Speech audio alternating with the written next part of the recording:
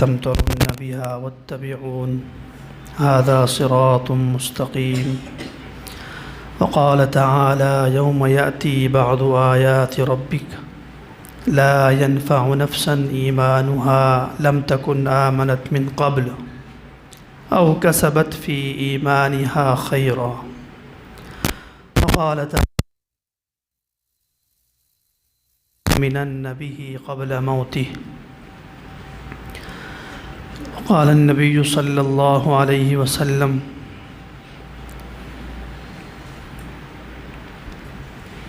لا يخرج الدجال حتى يذهل الناس عن ذكره وحتى تترك الأئمة ذكره على المنابر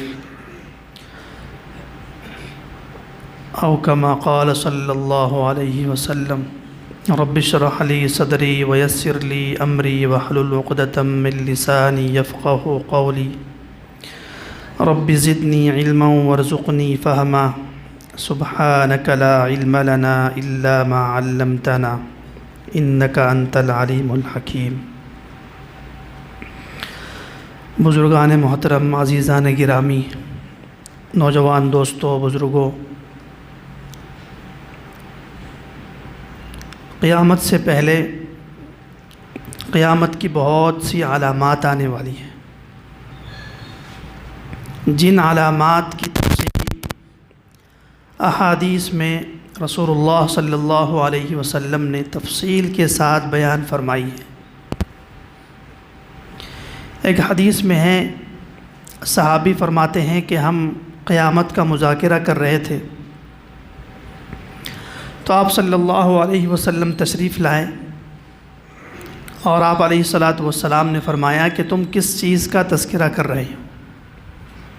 صحابہ نے عرض کیا کہ ہم قیامت کا مذاکرہ کرتے ہیں. تو اس وقت اللہ کے نبی علیہ الصلاۃ والسلام نے فرمایا کہ قیامت اس وقت تک قائم نہیں ہوگی جب تک کہ 10 بڑی علامات ظاہر نہ ہو جائیں. اس میں پہلی بڑی علامت ایک دھواں ہوگا جو سرزمین پر چھا جائے گا، 40 دن تک ٹھہرا رہے گا. یہ دھواں دجال کے نکلنے کی نشانی ہوگی. اس کے بعد دجال ظاہر ہوگا. اس کے بعد دجال کو قتل کرنے کے لیے آسمان سے حضرت عیسیٰ علیہ الصلاۃ والسلام تشریف لائیں گے. اس کے بعد حضرت عیسیٰ اور مسلمانوں کی آزمائش کے لیے یاجوج ماجوج نکلیں گے. اس کے بعد یاجوج ماجوج کو اللہ تعالیٰ اپنی قدرت سے موت دے دے گا. اس کے بعد حضرت عیسیٰ علیہ الصلاۃ والسلام کی خلافت ہوگی 40 برس تک. اس کے بعد مشرق میں، مغرب میں اور جزیرۃ العرب میں 3 زمین میں دھسائے جانے کے واقعات ہوں گے. اس کے بعد دابۃ الارض نکلے گا، زمین سے ایک جانور نکلے گا. اسی دن مغرب سے سورج نکلے گا. اور اس کے بعد آخری نشانی بیان فرمائی کہ یمن سے ایک آگ نکلے گی. تو ان 10 نشانیوں میں سے آج ہماری گفتگو کا موضوع ہے دجال. سب سے پہلے ہم دجال کا معنی سمجھتے ہیں. دجال عربی زبان کا لفظ ہے اور دجل کا عربی میں معنی ہوتا ہے دھوکہ، فریب، جھوٹ، نقصان پہنچانے کے لیے معاملہ الٹ دینا، ہیر پھیر کرنا. ان سب چیزوں کو دجل کہتے ہیں. لیکن ان سب چیزوں میں جب مبالغہ ہو جائے گا اور جب یہ سب دھوکہ دہی انتہا کو پہنچ جائے تو اسے کہتے ہیں دجال. یعنی یہ مبالغہ ہے عربی زبان میں. انتہا درجے کی ہیرا پھیری، انتہا درجے کی دھوکہ دہی، انتہا درجے کا نقصان پہنچانا، کسی کو دھوکے میں رکھنا، فریب میں رکھنا، الٹ پھیر کرنا، حق کو ناحق بتانا، ناحق کو حق بتانا. یہ دجال کا معنی ہے. دوسری چیز ہے کہ دجال کے آنے کی کچھ نشانیاں. جو روایات میں آپ صلی اللہ علیہ وسلم نے بیان فرمائی ہے۔ دجال کے آنے کی بہت سی نشانیاں ہیں۔ ایک سب سے پہلی نشانی جو ابو داؤد شریف کی روایت میں آپ صلی اللہ علیہ وسلم نے بیان فرمائی کہ فتنۃ الدہیمہ آئے گا۔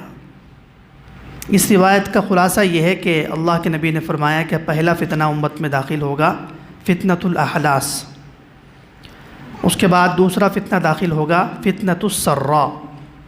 ان دو فتنوں پر اگر گفتگو کریں گے تو سارا وقت اسی پر گزر جائے گا، اس لیے ہم اس وقت موضوع سے متعلق جو ٹکڑا ہے حدیث کا اس کو ذکر کرتے ہیں کہ اللہ کے نبی علیہ الصلوۃ والسلام نے فرمایا کہ تیسرا فتنہ جو امت میں آئے گا فتنۃ الدہیمہ ہوگا، اور دہیمہ کا معنی ہے انتہائی تاریک اور اندھیرا فتنہ، انتہائی کالا فتنہ۔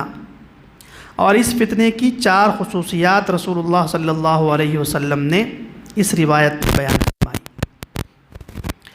پہلی صفت یہ بیان فرمائی کہ لا تدع احدا من هذه الامة الا لطمته لطمة، کہ یہ فتنہ دہیمہ جب چھا جائے گا تو ہر مسلمان کو اس میں سے حصہ ملے گا، ہر مسلمان کو اس کا کچھ نہ کچھ ٹکڑا ملے گا، ہر مسلمان کو اس کا تھپڑ لگے گا۔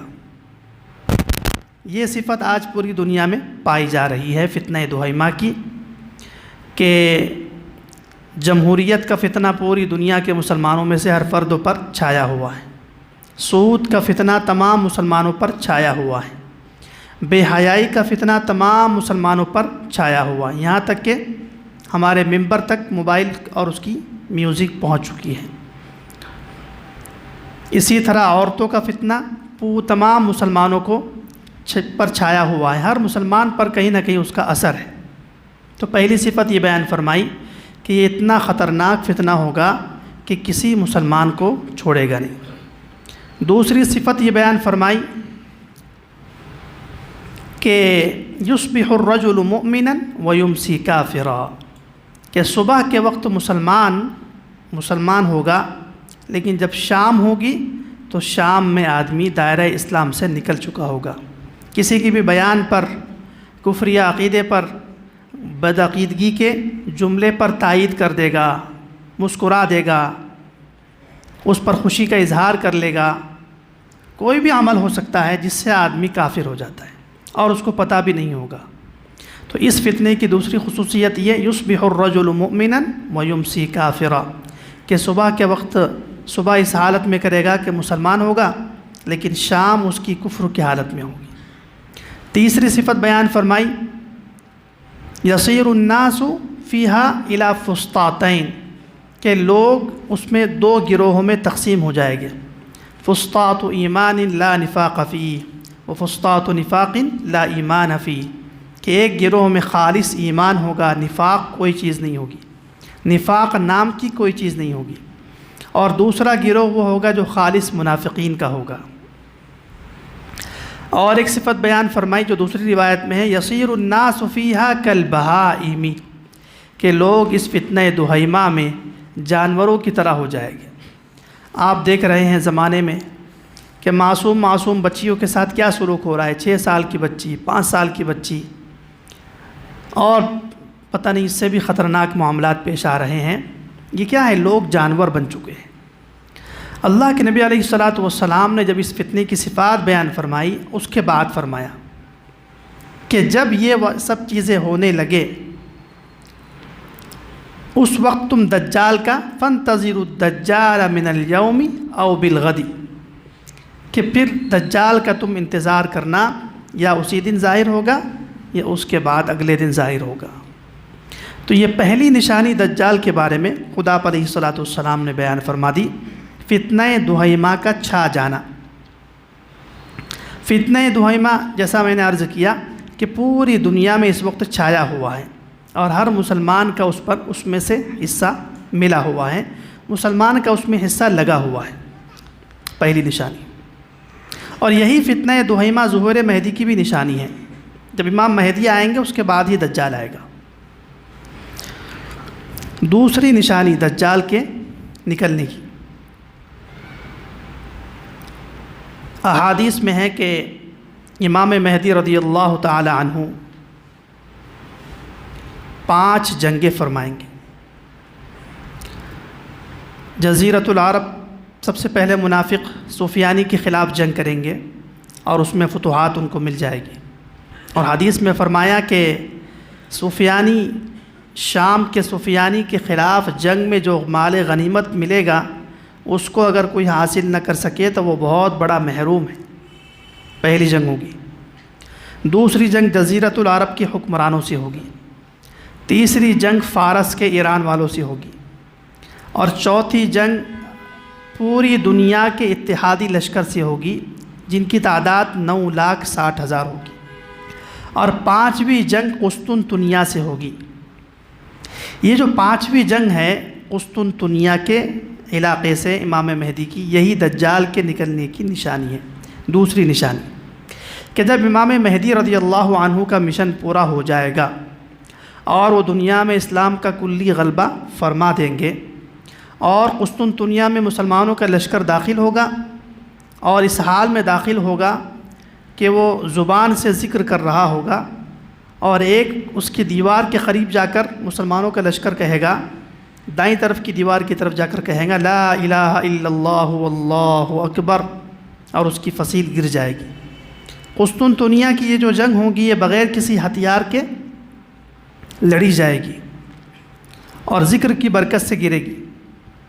تو یہ جب جنگ ہو جائے گی اور مسلمان اندر داخل ہو گئے اور کفار اور جتنے منافقین ہوں گے تمام کے تمام سرنڈر ہو جائیں گے، تو مسلمان مال غنیمت کو حاصل کرنے کے لیے اپنی تلواریں روایات میں ہے زیتون کے درخت پر لٹکائیں گے۔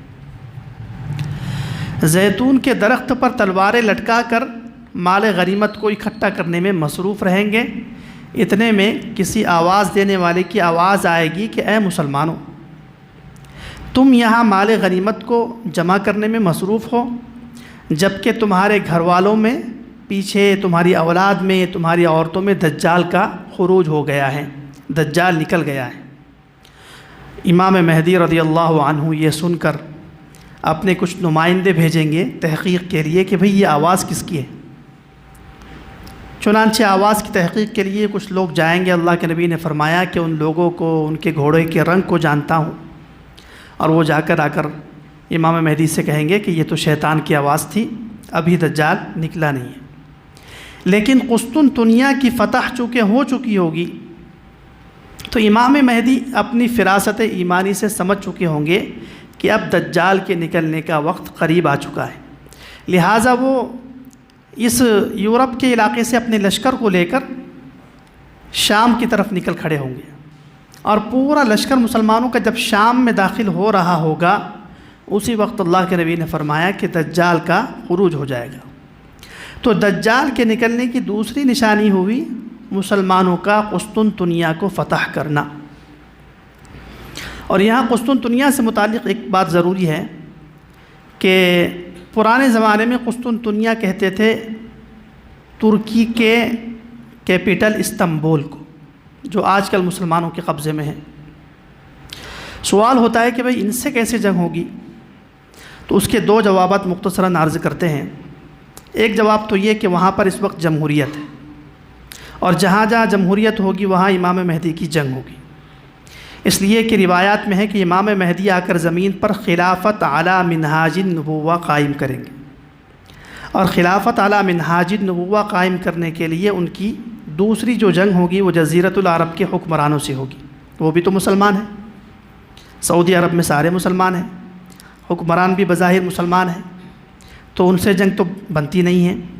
جبکہ مسلم شریف کی روایت میں ہے تقاتلون جزیرۃ العرب فیفتحها اللہ، کہ تم جزیرۃ العرب سے قتال کرو گے اور اللہ تعالیٰ فوراً ہی فتح عطا فرما دے گا۔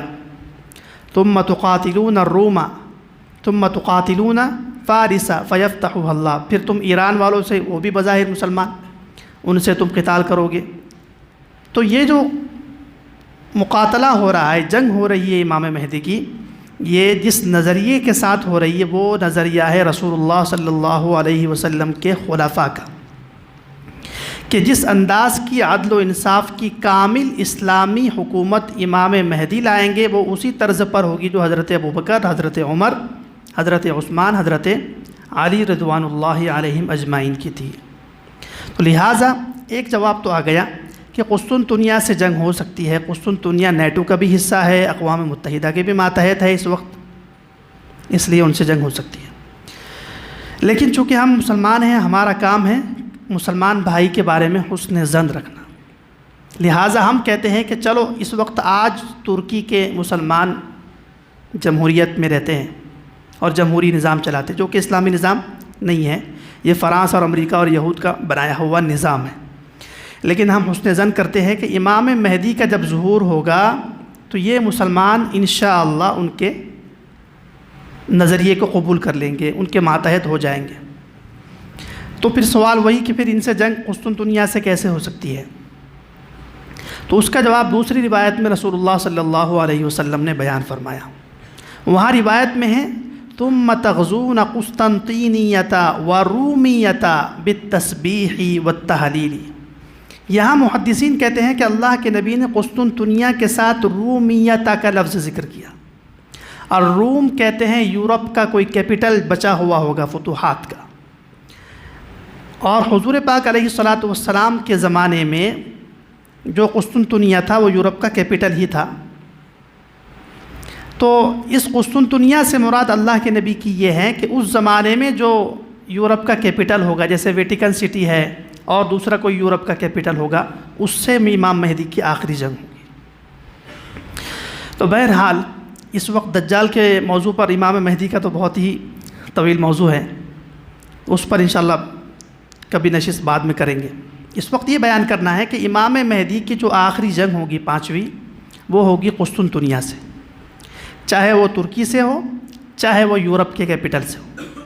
یہ نشانی ہوگی کہ اب دجال کے ظہور کا وقت قریب آ چکا ہے، امام مہدی مسلمانوں کو لے کر چلے جائیں گے اور اتنے میں دجال کا ظہور ہو جائے گا۔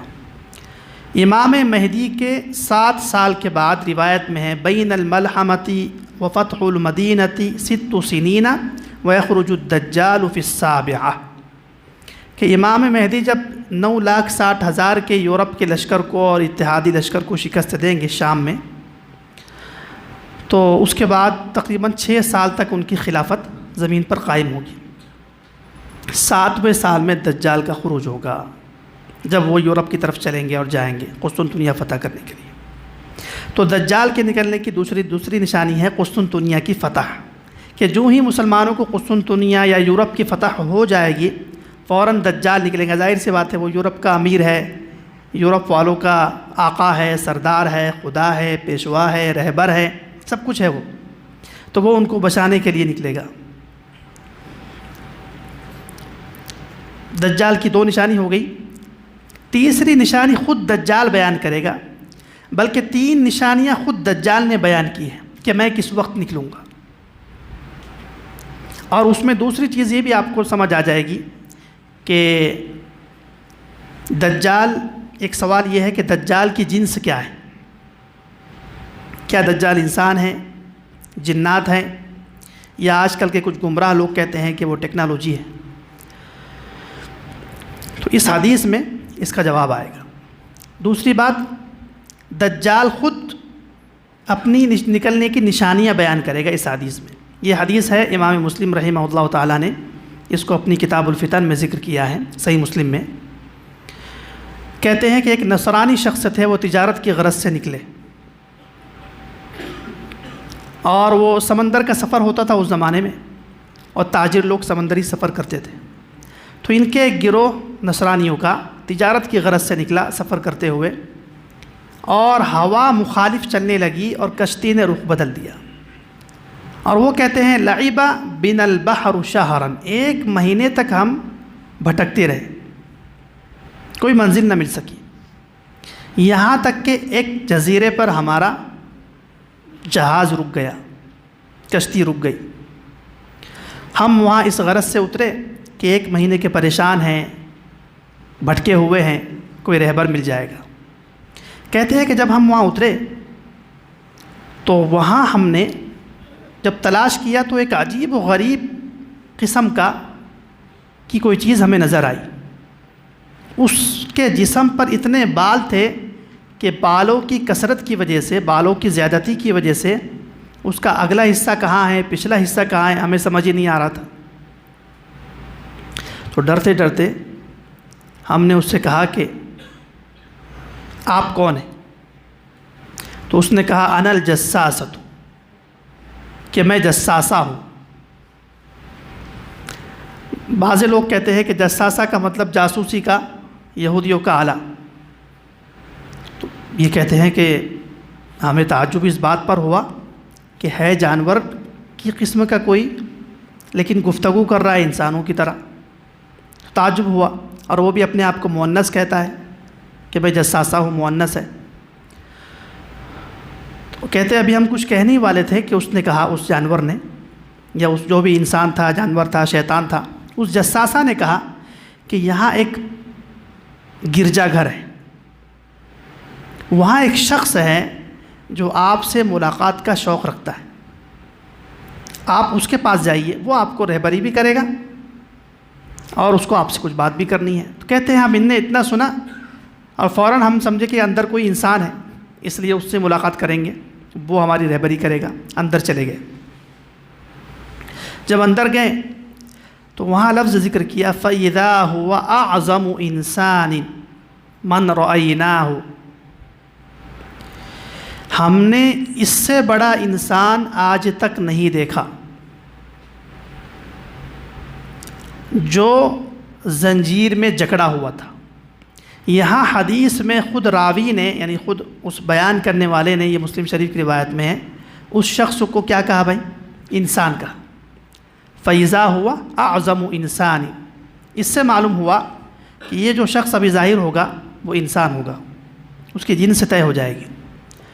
ایک بہت بڑا انسان ہم نے دیکھا جس کے ہاتھ اس طرف کندھے کی طرف بندھے ہوئے تھے، دونوں ہاتھ کندھے کی طرف بندھے ہوئے تھے اور پیر سینے سے لگے ہوئے تھے اور زنجیر میں جکڑا ہوا تھا۔ انہوں نے اس سے بھی پوچھا من انت، تم کون؟ تو اس نے کہا کہ میرے بارے میں آپ کو ابھی عن قریب معلوم ہو جائے گا، لیکن پہلے میرے سوالات کے جوابات دو۔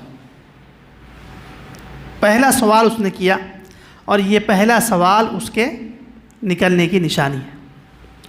پہلا سوال کرتے ہوئے اس نے کہا اخبرونی عن نخل بیسان، مجھے یہ بتاؤ کہ بیسان کا کھجوروں کا درخت، اس کا کیا حال ہے؟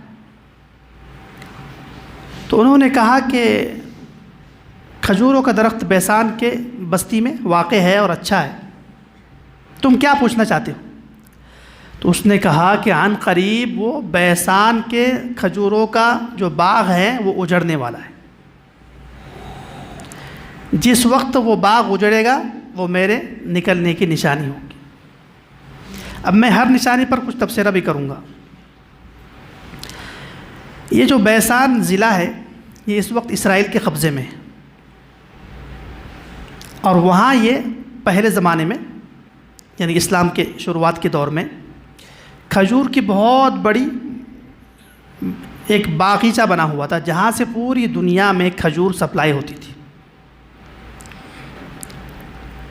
اس وقت جس وقت یہ پوچھ رہا ہے نا، اس وقت تو وہ آباد تھا، لیکن اس وقت 2024 ہے، اس وقت بیسان میں کھجور کے درختوں کے مکمل باغ اجڑ چکے ہیں، مکمل درخت اجڑ چکے ہیں، چند درخت رہ چکے ہیں بس۔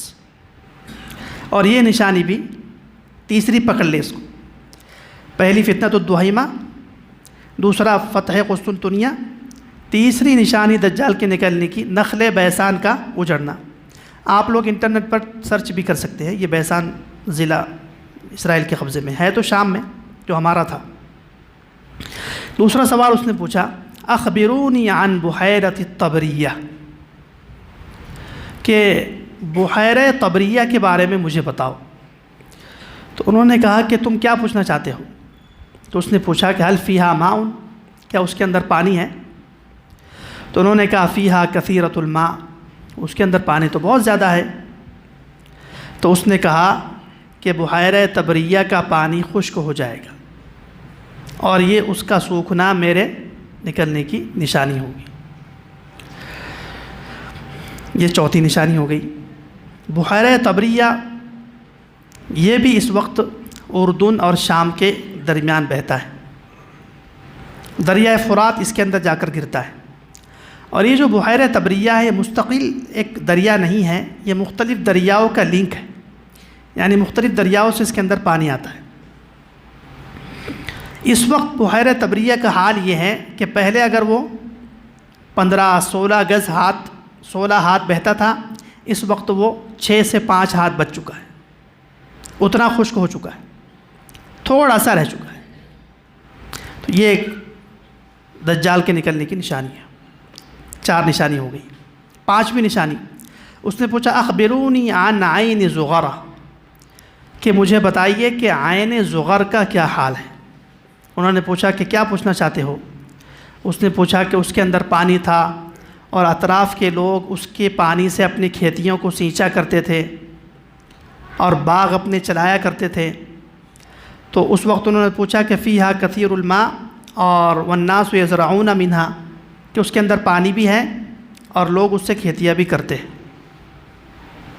اس نے پوچھا، اس نے کہا کہ وہ عین زغر بھی خشک ہو جائے گا، سوکھ جائے گا، اور یہ بھی میرے نکلنے کی نشانی ہوگی۔ کتنی نشانی ہوگی؟ 5۔ عین زغر، حضرت لوط علیہ السلام پیغمبر ہیں۔ جہاں حضرت لوط علیہ السلام کی بستی تھی وہاں عذاب نازل ہوا ان کی قوم پر، اور وہاں اس وقت بحر مردار بہتا ہے، بحر مردار، بحر میت، خطرناک قسم کا پانی ہے اس میں، زہریلا اور گندا۔ اس بحر مردار کے پاس حضرت لوط علیہ السلام کی بیٹی دفن کی ہوئی ہے۔ ان کی بیٹی کا نام تھا زغر۔ ان کی بیٹی کے نام پر چشمے کا نام پڑ گیا عین زغر، عین کے معنی چشمہ۔ وہ چشمہ بڑا فائدہ مند تھا لوگوں کے لیے، لوگ اس سے کھیتیوں کو پانی پہنچاتے تھے۔ لیکن اس وقت کی تحقیق یہ ہے کہ دنیا میں عین زغر نام کی کوئی چیز نہیں ہے، وہ کب کی دنیا سے ختم ہو چکی ہے، خشک ہو کر فنا ہو چکی ہے۔ 5 نشانی ہو گئی۔ 6ٹھی نشانی، اس نے کہا یہ بتاؤ اخبرونی عن نبی الامیین، مجھے بتائیے امیوں کے نبی کا کیا حال ہے۔ انہوں نے کہا کہ وہ مکہ میں اس نے دعویٰ کیا اور پھر مدینہ انہوں نے ہجرت کر کے وہاں اپنا مقام بنا دیا۔ تو اس نے کہا خیر لہم اما ان خیر لہم ان تطیعوہ ان یطیعوہ، یعنی دجال نے کہا کہ میں جب دنیا میں نکلوں گا تو ساری دنیا میں سیر کروں گا سوائے 2 علاقوں کے، اور بعض روایت میں ہے کہ 3 علاقوں کے۔ مکۃ المکرمہ نہیں جا پاؤں گا، اور مدینہ منورہ نہیں جا پاؤں گا جہاں اس نبی کی ہجرت گاہ ہے، اور تیسرا بیت المقدس میں جائے گا تو صحیح لیکن قتل ہو جائے گا۔ خیر اس میں ہے کہ آدمی ان کی اتباع کرے۔ دیکھیے بعض مرتبہ یہاں سے ایک اصول نکلتا ہے کہ بعض مرتبہ دشمن اسلام سے بھی خیر کی بات نکل سکتی ہے۔ اس کا مطلب یہ نہیں کہ وہ حق پر ہے۔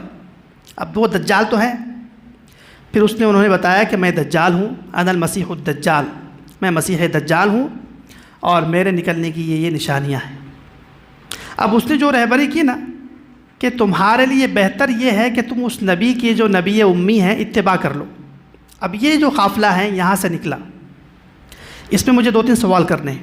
پہلی بات تو یہ ہے، بتائیے یہ جو بات کر رہا ہے انسان تھا کہ نہیں تھا؟ بات کون کرتا ہے؟ انسان کرتا ہے۔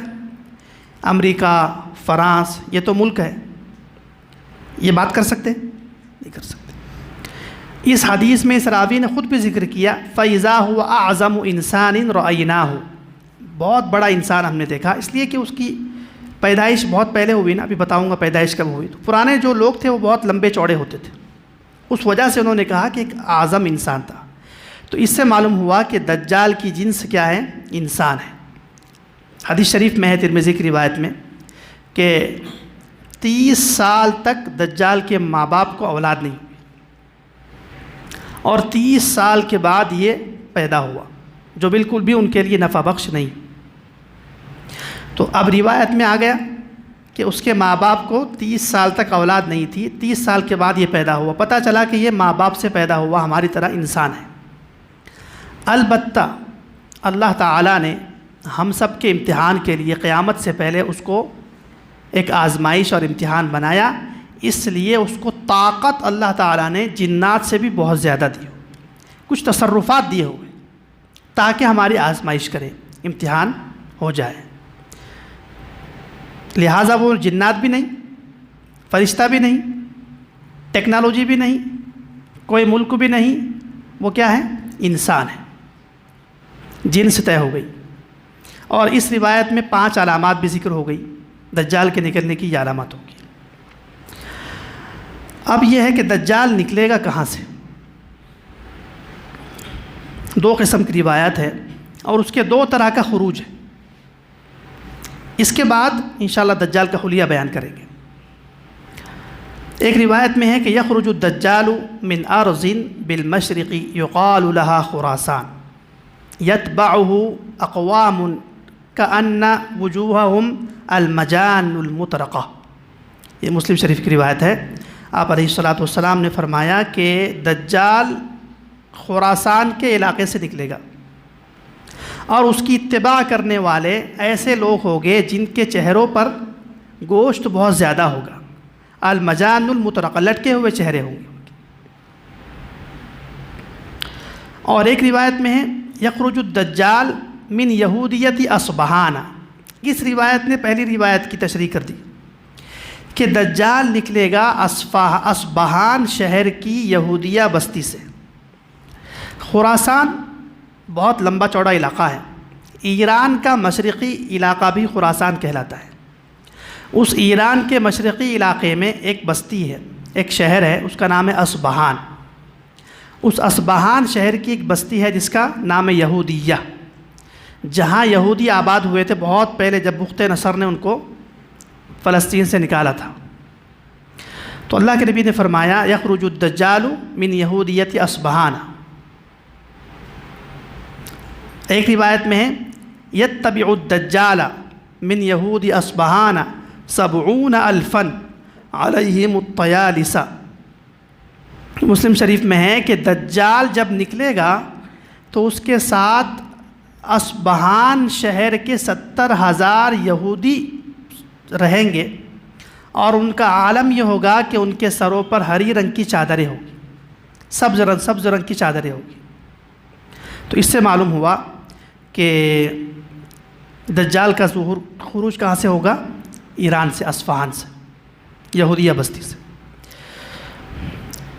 لیکن جب نکلے گا نا تو فوراً ہی دجالیت پر نہیں آئے گا، دجالیت پر ابھی بعد میں آئے گا۔ کہتے ہیں کہ روایات میں ہے وہاں سے نکل کر وہ بالکل ہماری طرح کا انسان بن کے چلتا رہے گا اور لوگ اس کے ساتھ جڑتے رہیں گے۔ وہاں سے گزرتا ہوا وہ آئے گا شام اور عراق کے درمیان۔ شام اور عراق کے درمیان آ کر وہ 2 یا 3 دعوے کرے گا۔ مسلمانوں کے لیے اپنے آپ کو مسلمان ظاہر کرے گا، نمبر 1۔ اس کے بعد چونکہ اس وقت سچے مہدی موجود ہوں گے، امام مہدی، وہ ہوں گے بیت المقدس میں، شام میں، اور دمشق شہر میں مسلمانوں کو لے کر امام مہدی چھپ چکے ہوں گے، تو وہ اپنے آپ کو مہدی ظاہر کرے گا تاکہ لوگ مسلمان گمراہ ہو جائے، دھوکہ کھا جائے۔ ہے تو دجال نا، حق کو جھوٹا کرنے والا، جھوٹ کو سچ کرنے والا۔ تو مسلمانوں کو دھوکہ دینے کے لیے پہلے مسلمان بنے گا، پھر متقی بنے گا، پھر مہدی بنے گا، پھر نبی بنے گا، اور پھر تقریر کرتے ہوئے کہے گا کہ کیا وقت نہیں آ گیا کہ تم مجھے خدا مان لو۔ تو خدائی کا دعویٰ جب کرے گا تو لوگ انکار کر دیں گے۔ تو روایت میں ہے کہ دجال اپنی دجالیت پر کسی بات پر غصہ ہو کر آئے گا، من غضبۃ یغضبھا، کوئی ایسی بات ہوگی جس سے غصہ ہو کر وہ دجالیت پر آئے گا، پہلے نہیں آئے گا۔ تو نکلا تو ہے ایران سے، لیکن یہاں جب پہنچا شام اور عراق کے درمیان، علماء کہتے ہیں کہ شام اور عراق کے آس پاس کسی بستی میں آ کر وہ نیک بنے گا، مہدی بنے گا، مدعی نبوت بنے گا، اور پھر ناراض ہو کر نکلے گا۔ سوال ہوتا ہے کہ کون سی ایسی بات ہو سکتی ہے جس سے وہ ناراض ہو سکتا ہے؟ تو ایک بات تو وہی ہے کہ روم والوں کا 9,60,000 کا لشکر جب امام مہدی سے شام میں ہار جائے گا، اتحادی لشکر ہوگا جس کے 80 ملک جس کے اندر شریک ہوں گے، اور تعداد ان کی 9,60,000 اللہ کے نبی نے بیان فرمائی۔ ظاہر سی بات ہے کہ جب رومیوں کا یعنی یورپ کا، یہود و نصارہ کا شیطانی لشکر جب امام مہدی کے خلاف شکست کھا جائے تو یہ سب اس کے پاس پہنچیں گے نا کہ تمہاری جو کارستانی ہے، شیطنت ہے، جو فساد ہے، وہ تو مٹ رہا ہے، اور ایک شخص آ چکا ہے جو اس کو مٹا رہا ہے۔ تو اس بات پر غصے ہو کر وہ نکل سکتا ہے۔ اور دوسری بات جو ذکر کی کہ یورپ کا جو بہت بڑا کیپٹل ہے وہ آخری امام مہدی کی جنگ ہے، تو وہ جو آخری ویٹیکن سٹی ان کی ہاتھ سے نکلے گی تو اس پر اسے غصہ آ جائے گا کہ بھئی بچا کچا جو ہے وہ بھی اس نے امام مہدی رضی اللہ تعالیٰ عنہ نے چھین لیا، تو اس بات پر غصہ ہو کر وہ دجالیت پر آ جائے گا۔ تو یہ حقیقی ظہور اس کا دجالیت والا شام اور عراق کے درمیان میں ہے، ظہور ہوگا۔ حدیث شریف میں ہے کہ صحابہ نے پوچھا وما لبثہ فی الارض، کہ یہ دجال کا زمین میں کتنا استقرار ہوگا، کتنے دن رہے گا؟ تو اللہ کے نبی نے فرمایا 40 یوماً، 40 دن، یوم کسنۃ، ایک دن ایک سال کے برابر، ویوم کشہر، دوسرا دن ایک مہینے کے برابر، ویوم کجمعۃ، تیسرا دن ایک ہفتے کے برابر، وسائر ایامہ کایامکم، باقی دن ہماری طرح۔ تو ٹوٹل اس کی ٹھہرنے کی مدت ہے 1 سال 2 مہینے 14 دن، 1 سال 2 مہینے 14 دن زمین میں فساد پھیلائے گا، اور امام مہدی اور مسلمانوں سے کہا جا چکا ہوگا کہ تم اس کا مقابلہ نہیں کر سکتے۔ اس کو قتل کرنے کے لیے اللہ تعالیٰ آسمان پر ایک اسپیشل فورس پہلے سے رکھا ہوا ہے، حضرت عیسیٰ علیہ السلام اور فرشتے۔ لہذا امام مہدی کا اس وقت کام ہوگا کہ دجال سے مسلمانوں کو بچائے، اور روایات میں ہے کہ دجال کے ظہور سے پہلے 3 سال عجیب و غریب آزمائش کے ہوں گے۔ پہلا سال آئے گا، آسمان 1/3 بارش روک لے گا، زمین 1/3 غلہ روک لے گی۔ دوسرا سال آئے گا، 2/3 آسمان سے بارش بند، 2/3 غلہ بند، اور جس سال ظہور ہوگا نہ آسمان سے ایک قطرہ برسے گا، نہ زمین سے ایک دانہ اگے گا، تو ایک قحط کا عالم ہوگا۔ تو امام مہدی رضی اللہ تعالیٰ عنہ کو حضرت یوسف علیہ السلام والا کردار ادا کرنا پڑا گا۔ تو جو ان کے ساتھ دمشق کی جامع مسجد میں اور وہاں دمشق شہر میں مسلمان ہوں گے، امام مہدی ان کے 1 سال 2 مہینے یعنی سمجھ لیجئے کہ 1.5 سال کہہ لیں، 1.25 سال کے قریب ان کی رکھوالی کریں گے۔ اب دجال جب ظاہر ہوگا تو وہ پوری دنیا میں کتنے فتنے برپا کریں گا، مختصراً آپ سمجھتے ہیں۔ روایات میں ہے کہ دجال کا پہلا فتنہ آسمان اور زمین پر ظاہر ہوگا۔ حدیث میں ہے کہ الدجال یخرج وإن معه ماء ونار، کہ دجال نکلے گا اور اس کے ساتھ آگ اور پانی ہوگی۔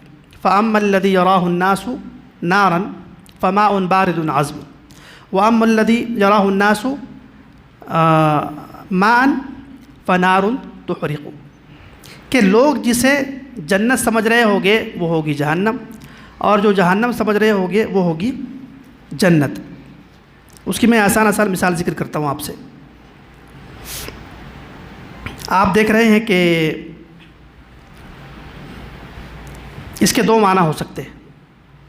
ایک تو یہ کہ اللہ تعالیٰ اس کو اتنا تصرف دے گا، اتنا اس کو طاقت دے گا کہ حقیقتاً اس کے پاس جہنم ہوگی اور جنت ہوگی، جو ہماری آزمائش کے لیے، اور یہی قول راجح ہے، اس لیے کہ انسان کسی کو خدا اسی وقت بنا سکتا ہے جب وہ ما فوق الفطرت کام کرے، یعنی عقل سے اوپر کوئی کام کرے نا، اس وقت آدمی کسی کو خدا بنا سکتا ہے۔ تو دجال کو جو لوگ خدا سمجھیں گے وہ اسی وجہ سے سمجھیں گے کہ وہ کوئی عجیب و غریب خدا والی خدا کی طرح کی کوئی چیز کرے گا۔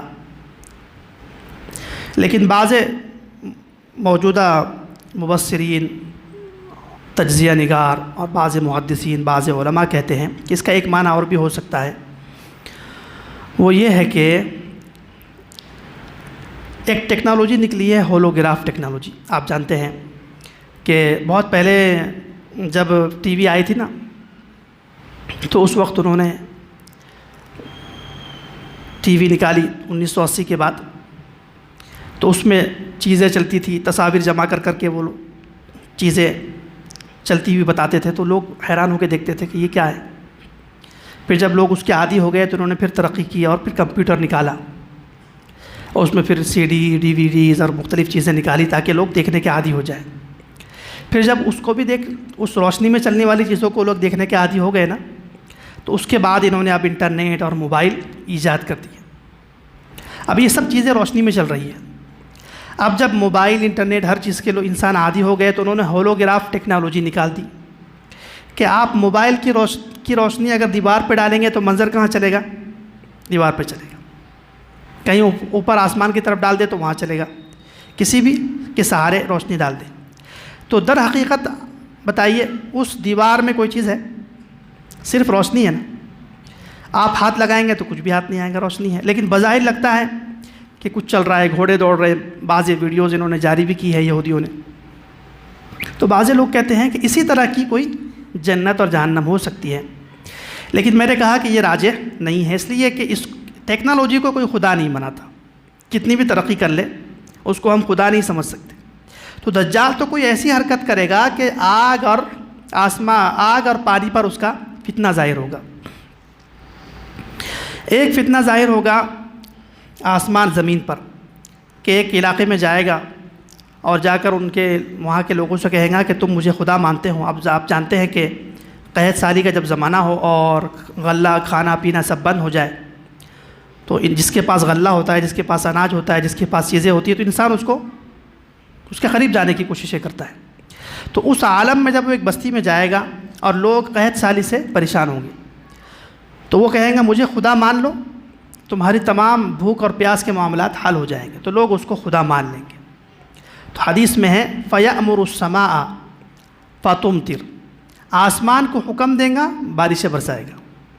وَالْأَرْضَ فَتُنْبِتُ، اور زمین کو حکم دیں گا، زمین سے غلہ اگے گا۔ اور یہ حقیقتاً کرے گا۔ جب وہ یہ عمل کرے گا تو وہ جو اس علاقے کے اس کو خدا ماننے والے ہوں گے، ان کا عقیدت اور بڑھ جائے گی، اور وہ مسلمانوں سے کہیں گے کہ جو تمہیں غلہ دے رہا ہے، پانی دے رہا ہے، تمہارے مسائل حل کر رہا ہے، تم اس کو خدا کیوں نہیں مانتے؟ ہم پر اعتراض کریں گے۔ وہاں سے نکل کر مسلمانوں کے علاقے میں آئے گا اور مسلمانوں سے کہیں گا کہ تم مجھے خدا مانتے ہو؟ مسلمان کہیں گے نہیں، خدا تو ایک ہے، اللہ ہے۔ روایت میں ہے کہ وہاں سے جب نکلے گا اور یہ لوگ دجال کا انکار کر کے رات میں سو جائے گے، جب صبح ہوگی فَيُصْبِحُونَ مُمْحِلِينَ لَيْسَ فِي أَيْدِيهِمْ شَيْءٌ مِّنْ أَمْوَالِهِمْ، بس وہ صبح اس حال میں کریں گے کہ ان کے پاس مال نام کی کوئی چیز نہیں ہوگی، کچھ بھی نہیں بچے گا۔ بچا کچا جو ہوتا ہے تو قحط سالی کا ایام ویسے بھی جو بچا تھا وہ بھی ختم ہو جائے گا۔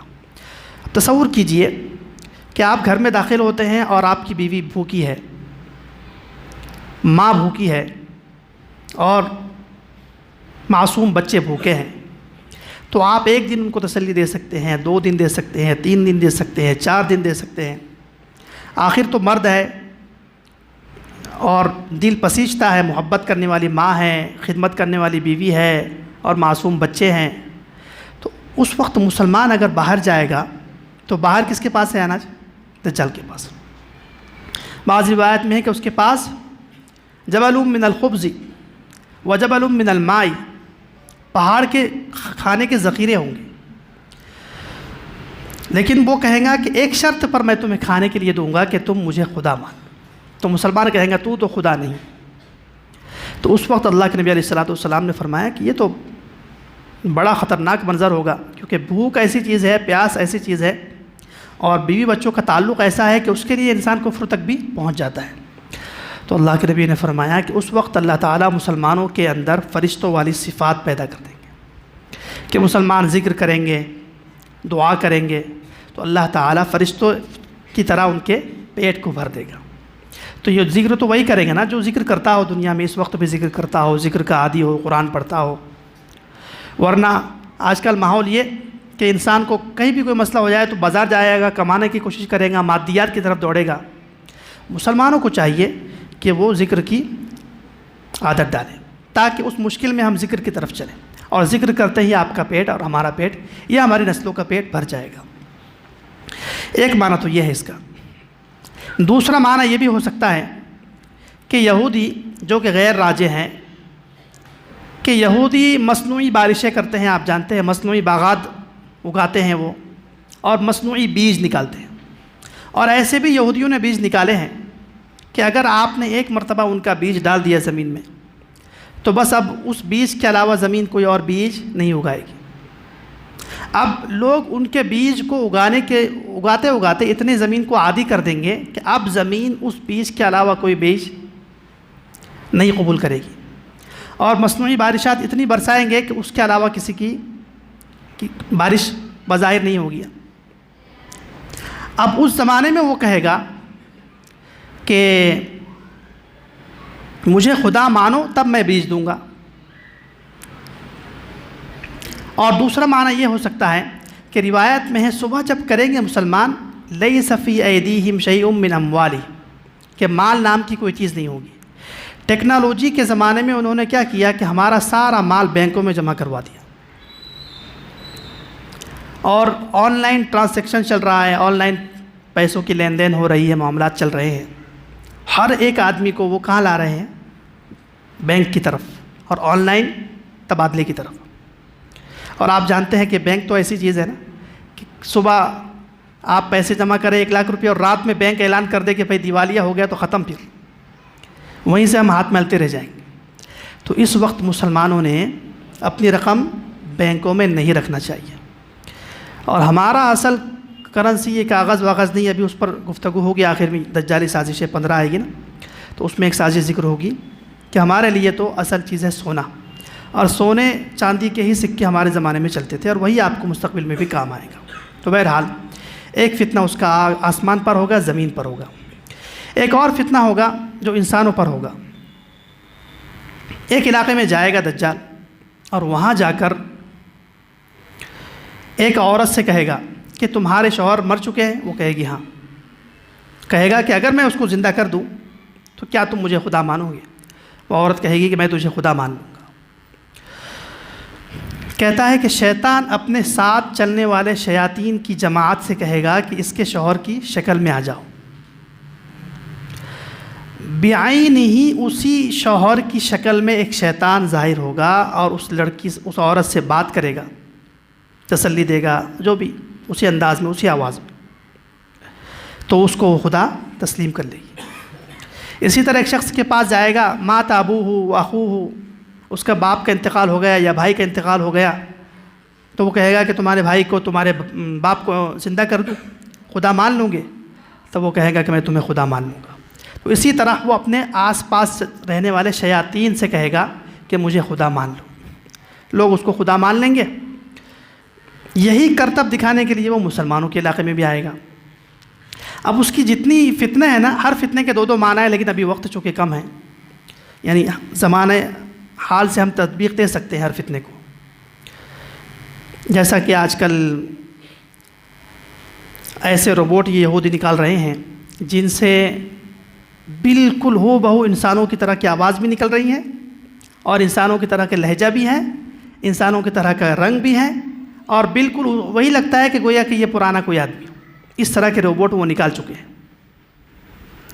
اور کچھ یورپی ممالک میں یہ جو عاشق ہوتے ہیں، عشق مجازی والے، یہ اپنی معشوقہ کا روبوٹ بنا دیتے ہیں اور رات بھر اسی سے گفتگو کرتے ہیں۔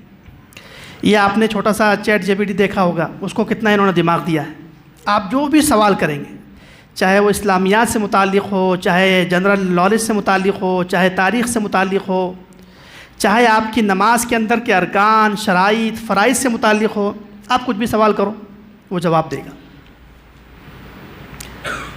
تو دجال اس طرح کا کوئی شخص بھی کھڑا کر سکتا ہے مردے کو زندہ کرنے کے نام پر، روبوٹ، جس سے انسان دھوکہ کھا جائے۔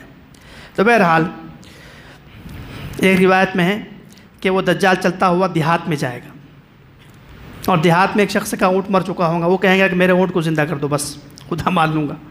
تو کسی آدمی کا دار و مدار کسی چیز پر، کاروبار کا ہوتا ہے نا، کسی کا بھینس پر ہوتا ہے، کسی کا دکان پر ہوتا ہے، کسی کا اونٹ پر ہوتا ہے، تو وہ کہیں گا بس تمہاری خدائی اسی پر مان لوں گا کہ تم میرے اونٹ کو زندہ کر دو، تو وہ اس کے اونٹ کو زندہ کر دے گا، تو وہ نعوذ باللہ خدا مان لے گا۔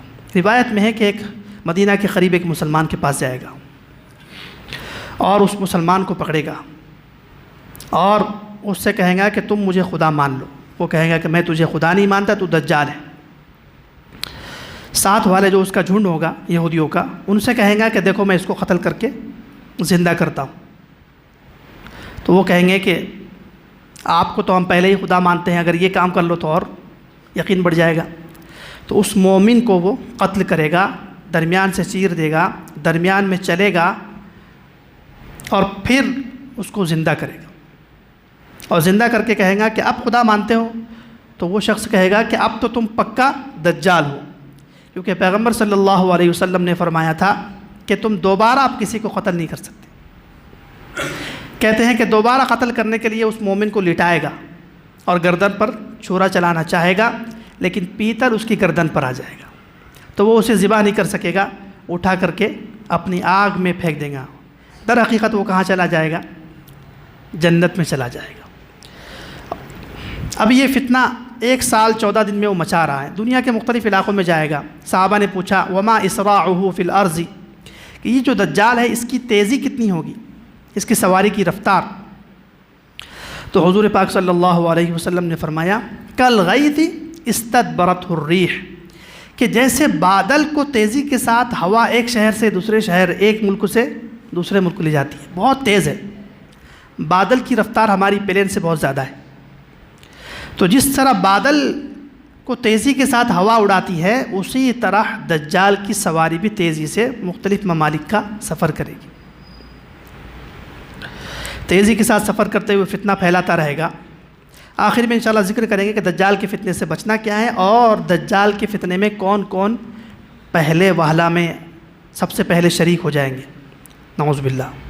کہتے ہیں کہ اس کو معلوم ہوا کہ مکہ مدینہ میں مسلمانوں کے علاقے ہیں، آج کی زبان میں کہا جائے تو دہشت گردوں کے علاقے، تو وہ مکہ جانا چاہے گا، وہ تو فرشتے کا پہرا ہوگا، اس لیے کہ مسلمان بہت کمزور ہوں گے، اور دجال سے امام مہدی اور ان کا لشکر بھی کامل درجے میں مقابلہ نہیں کر سکے گا، اس لیے فرشتوں سے اس کا تحفظ فرمائیں گے اللہ تعالیٰ۔ پھر وہ مدینہ جانے کی کوشش کرے گا، مدینہ میں بھی حضرت جبرائیل اور ان کے ساتھ مختلف فرشتے اس کو روک دیں گے۔ اب یہاں وہ اپنے لشکر کے ساتھ، اس کو پتہ چلے گا کہ امام مہدی اور مسلمان دمشق میں بنو امیہ کی جامع مسجد میں وہاں پناہ گزین ہیں، اور غوطہ شہر کو انہوں نے اپنا ٹھکانہ بنایا ہوا، یہ حلب کے قریب غوطہ شہر ہے، تو وہاں وہ چلنا شروع کر دیں گے، اور امام مہدی کو اپنے متعلقین سے پتہ چل جائے گا کہ دجال کا لشکر آ رہا ہے۔ تو 1 سال تو وہ مکمل چھپے ہوئے رہے، اس کے فتنے سے محفوظ رہے، لیکن جب اس نے ان کے علاقے کا سفر شروع کیا تو مسلمانوں کی گھبراہٹ، پریشانی، کیونکہ دجال کا فتنہ واقعی بہت بڑا ہے، حدیث میں ہے ما بین خلق آدم الی قیام الساعۃ امر اکبر من الدجال، کہ حضرت آدم کی پیدائش سے لے کر قیامت کے قائم ہونے تک دجال سے بڑا کوئی فتنہ نہیں، اس لیے کہ وہ بہت ہی الٹ پلٹ کرتا ہے، کبھی نیک بن جائے گا، کبھی نبی بن جائے گا، کبھی مہدی بن جائے گا، کبھی خدا بننے کی کوشش کرے گا۔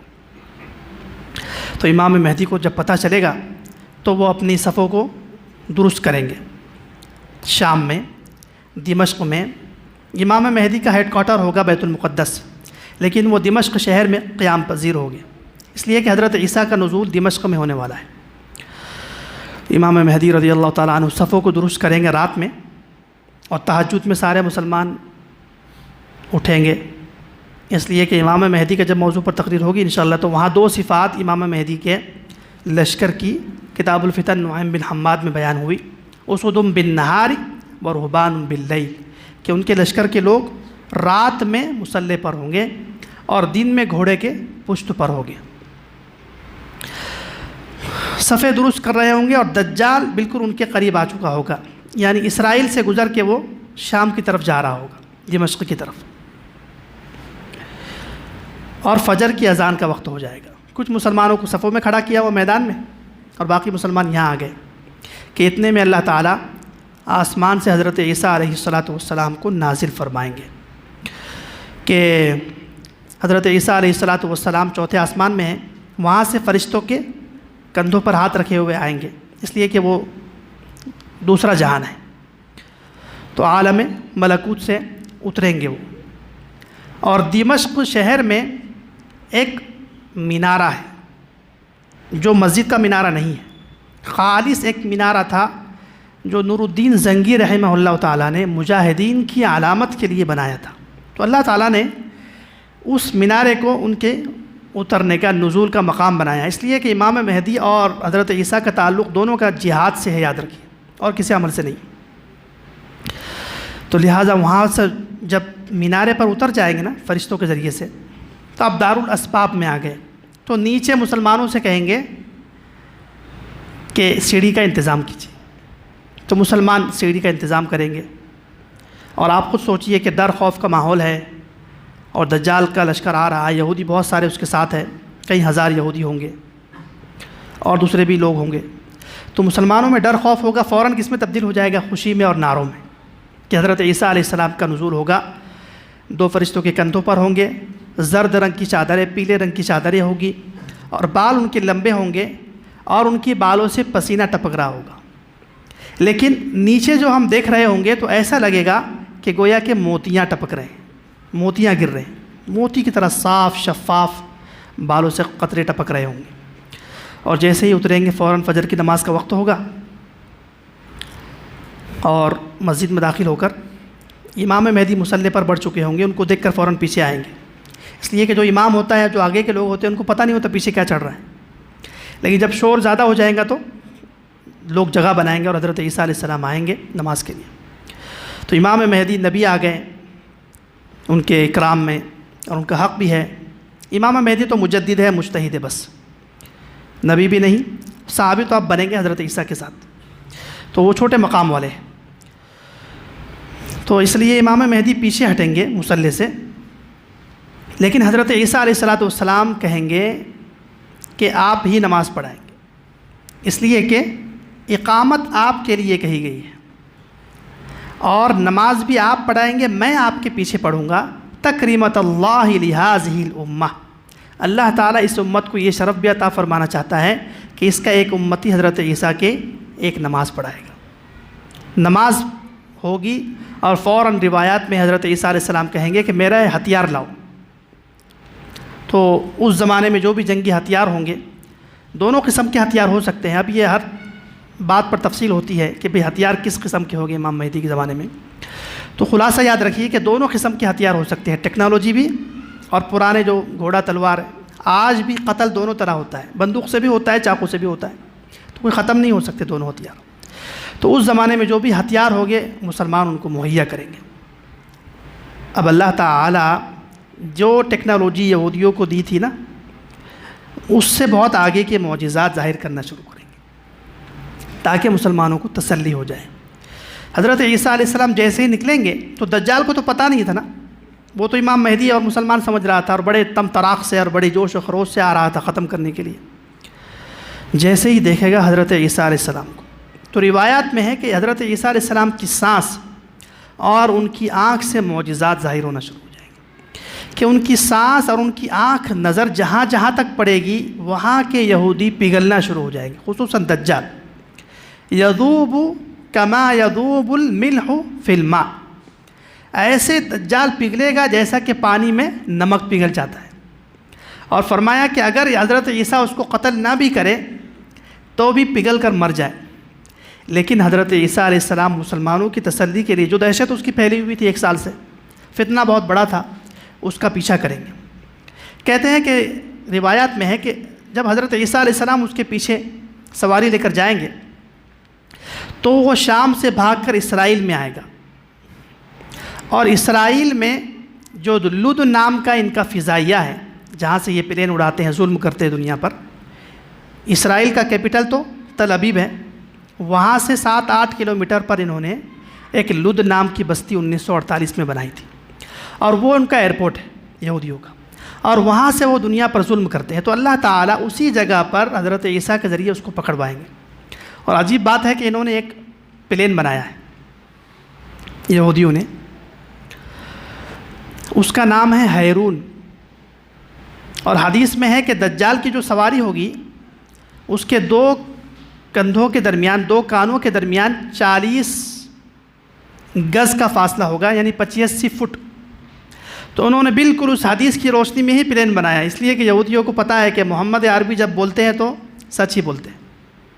تو انہوں نے پلین بنایا اور اس کی جو 2 پر ہیں اس کے درمیان 85 فٹ کا فاصلہ رکھا ہے، اور بالکل اسی طرح شباہت دی، بالکل اسی طرح تو نہیں ہے لیکن کوشش کی ہے انہوں نے، اور وہ کھڑا کر دیا کہاں پر؟ لد نام کے ایئرپورٹ پر، تاکہ جب حضرت عیسیٰ اس کا تعاقب کرے تو یہ اس میں بیٹھ کے اس کو بھگا دے، لیکن حضرت عیسیٰ سے وہ بچ نہیں پائے گا۔ اسی لد نام کی بستی پر حضرت عیسیٰ اس کو پکڑیں گے اور کہیں گے ان لی فی کا ضربۃ، کہ میرے ذمے تجھ پر ایک وار ہے، حربۃ، ایک نیزے کا وار ہے، اور حضرت عیسیٰ اس کو نیزے سے قتل کریں گے، اور اس کا خون مسلمانوں کو اپنے نیزے پر بتائیں گے جب وہ مر جائے گا۔ اس لیے کہ مسلمانوں کو جو دجال کی دہشت بیٹھی ہوئی تھی اس کی تسلی کیسے ہوگی جب تک کہ مرا ہوا نہیں دیکھیں گے؟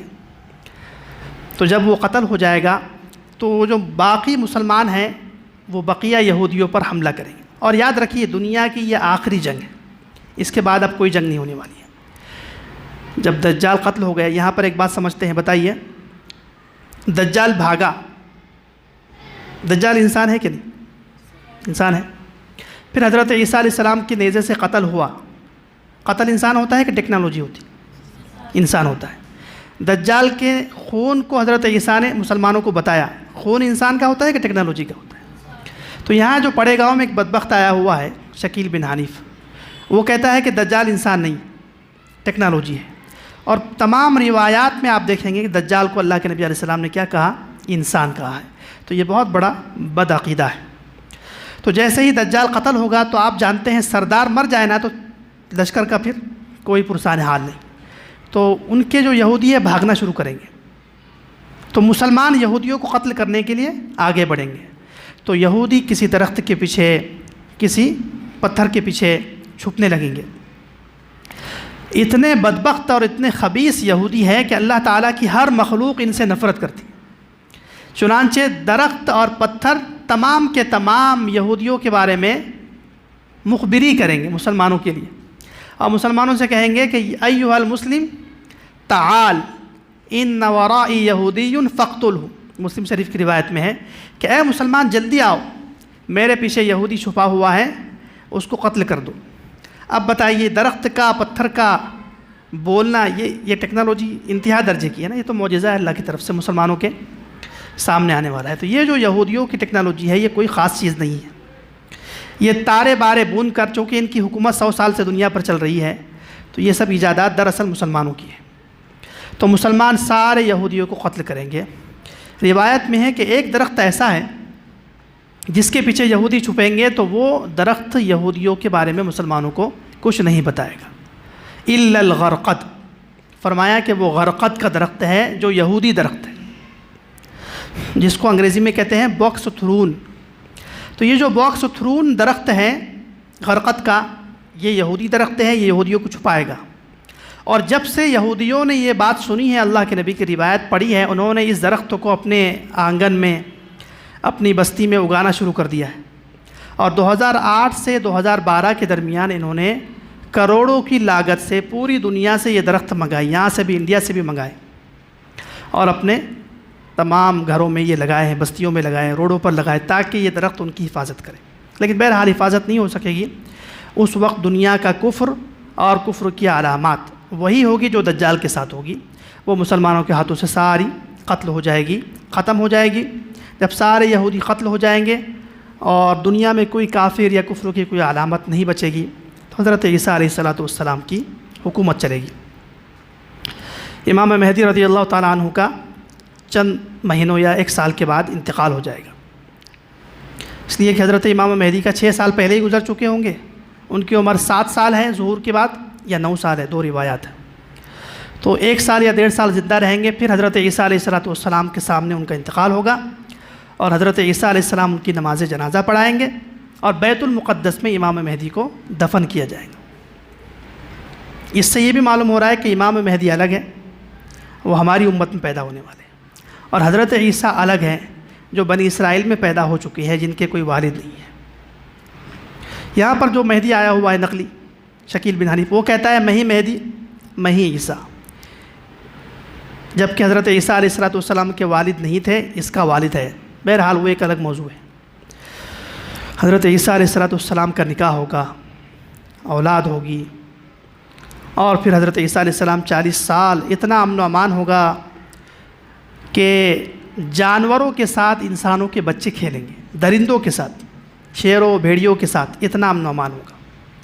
ایک انار ایک قبیلے کو کافی ہو جائے گا، ایک بکری کا دودھ پورے محلے کو کافی ہو جائے گا۔ خیر و برکت، امن و امان، آسمان سے خیر و برکت نازل ہوگی۔ پھر حضرت عیسیٰ علیہ السلام کا دور کے کچھ دور گزرے گا تو اللہ تعالیٰ کہیں گے کہ اب میں اپنی ایک مخلوق جو کہ انسان ہے اس کو نکالنا چاہتا ہوں۔ اب حضرت عیسیٰ علیہ السلام سے اللہ تعالیٰ کہیں گا تو حضرت عیسیٰ علیہ السلام مسلمانوں کو لے کر کوہ طور کی پہاڑی پر چلے جائیں گے۔ کوہ طور کا جو پہاڑ ہے وہ حضرت عیسیٰ کے معجزے سے بہت بڑا ہو جائے گا، پھیل جائے گا، اور تمام مسلمان اس کے اندر چھپ جائیں گے اور یاجوج ماجوج نکلنے لگیں گے۔ وَهُم مِّن كُلِّ حَدَبٍ يَنْسِلُونَ، اتنی زیادہ تعداد میں ہے کہ وہ پھسلتے ہوئے آئیں گے اور وہ فتنہ فساد برپا کریں گے، ہر چیز کو کھا لیں گے۔ بحیرہ تبریہ کا سارا پانی ان کی ایک قوم ہی پی لے گی، اگلی قوم کو کچھ بھی نہیں ملے گا، یہاں تک کہ خوب فساد کر لیں گے۔ پھر حضرت عیسیٰ علیہ السلام دعا کریں گے کہ الہ العالمین اس پہاڑ پر ہم کب تک رہیں، آپ اپنی قدرت سے اس مخلوق کو ختم فرمائیے۔ چنانچہ اس ساری قوم کے گلے میں ایک پھوڑا پھنسی کچھ نکل جائے گی، زخم ہو جائے گا، اس کی وجہ سے وہ ساری قوم مر جائے گی، یاجوج ماجوج کی۔ اب جب مر جائے گی تو زمین میں بدبو پھیل جائے گی، بیماریاں ہونے لگے گی، تو حضرت عیسیٰ پھر دعا کریں گے کہ یا اللہ اب اتنی تعداد ہمارے پاس نہیں ہے کہ ان کو ہم صاف کریں، تو اللہ تعالیٰ کچھ پرندوں کو بھیجیں گے جو انہیں اٹھا کر سمندر میں پھینک دیں گے، پھر اللہ تعالیٰ آسمان سے بارشیں برسائیں گے اور زمین کو صاف کر دیں گے۔ پھر حضرت عیسیٰ علیہ السلام کا انتقال ہوگا، ان کے 1-2 خلیفہ پھر بھی دنیا میں رہیں گے، اسلام رہے گا۔ پھر شیطان کفر کچھ مسلمانوں میں ڈالنا شروع کر دے گا اور مسلمانوں کے 2 گروہ ہو جائیں گے، کچھ پکے مسلمان ہو جائیں گے اور کچھ کافر بن جائیں گے۔ اب اللہ تعالیٰ چاہیں گا کہ قیامت جلد قائم کر لیں، تو جتنے مسلمان پکے ہوں گے اللہ تعالیٰ ان کی نشانی کے لیے، اور جو پکے کافر ہیں ان کو کفر پر روکنے کے لیے 2 نشانیاں ایک ساتھ ظاہر کریں گے۔ یہ بہت ساری کتابوں کا میں خلاصہ ذکر کر رہا ہوں کہ ایک دن مسلمان سوئیں گے تو رات بہت لمبی چوڑی ہو جائے گی، اتنی لمبی چوڑی رات ہوگی کہ لوگ سو کر تھکیں گے، باہر اٹھ کر دیکھیں گے کہ اجالا کیوں نہیں ہو رہا، پھر جا کر سو جائیں گے، پھر اٹھیں گے، پھر جا کر سو جائیں گے، یہاں تک کہ جب بہت تھک جائیں گے تو بجائے مشرق سے مغرب کی طرف سے سورج نکلنا شروع ہو جائے گا، اور سورج نکلتے نکلتے زوال یعنی درمیان میں آئے گا 1 بجے تک درمیانے آسمان میں، اور پھر واپس چلے جائے گا۔ یہ علامت ہوگی کہ اب کسی آدمی کی توبہ قبول نہیں ہوگی، کسی کا ایمان قبول نہیں ہوگا۔ اسی دن اللہ تعالیٰ جس دن مشرق سے سورج نکلا ہے، مغرب سے سورج نکلا ہے، اسی دن اللہ تعالیٰ صفا پہاڑی سے مکہ المکرمہ کی ایک جانور نکالیں گے۔ اخرجنا لهم دابة من الارض تكلمهم، وہ جانور نکلے گا لیکن وہ بھی عجیب الخلقت ہوگا کہ انسانوں سے بات کرے گا۔ مسلمان کے پاس آئے گا، اس کے پیشانی پر مومن لکھ دے گا اور کافر کی پیشانی پر کافر لکھ دے گا۔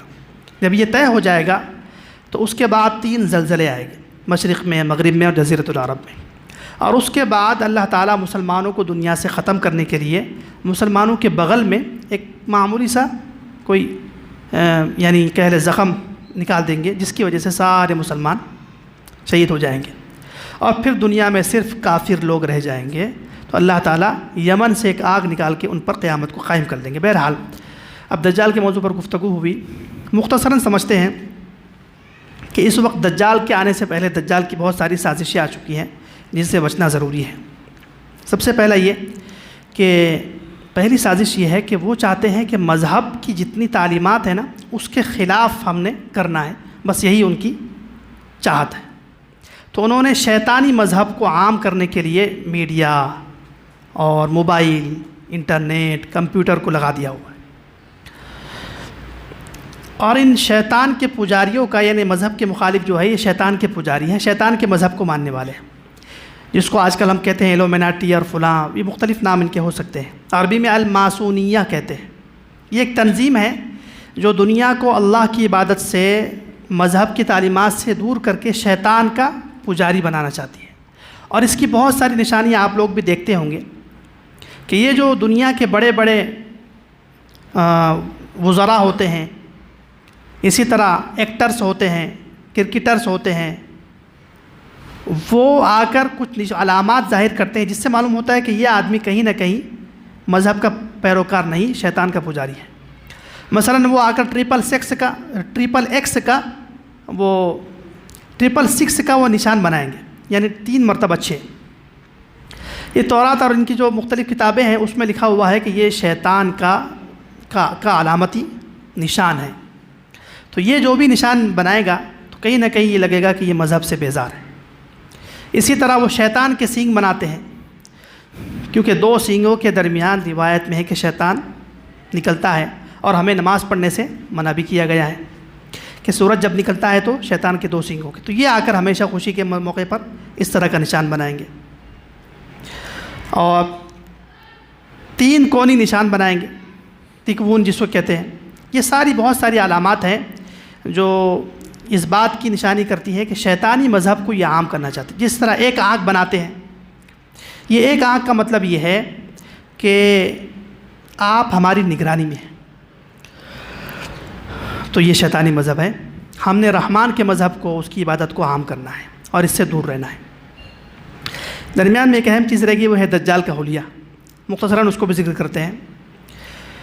حدیث میں ہے کہ دجال کا رنگ سفید ہوگا، سرخی مائل ہوگا۔ دجال کے پیروں کے بارے میں حدیث میں فرمایا افحاجو، کہ اس کی ایڑیاں دور ہوگی اور سامنے سے پیر ملے ہوئے ہوگے، یعنی چلنے میں عیب ہوگا۔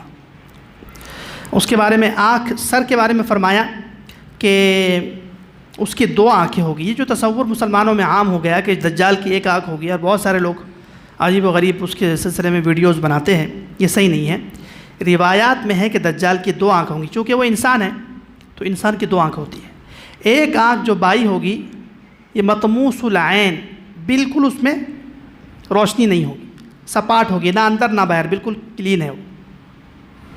اور جو داہنی آنکھ ہے وہ اس داہنی آنکھ میں عیب ہوگا، کأن عینہ عنبۃ طافیۃ، کہ جو داہنی آنکھ ہے وہ اس طرح ہوگی جیسے انگور کا دانہ باہر نکلا ہوا ہوتا ہے، بے عیب ہوتا ہے، یہ عیب دار ہوتا ہے، بدصورت ہوتا ہے، جو انسان کو پسند نہیں ہے۔ تو سامنے کی جو آنکھ، دائیں والی آنکھ ہے جس میں روشنی ہونی چاہیے مکمل، وہ بھی مکمل نہیں ہے، وہ بھی انگور کی طرح باہر نکلے ہوئے، جو انسان کو پسند نہیں آئے گا۔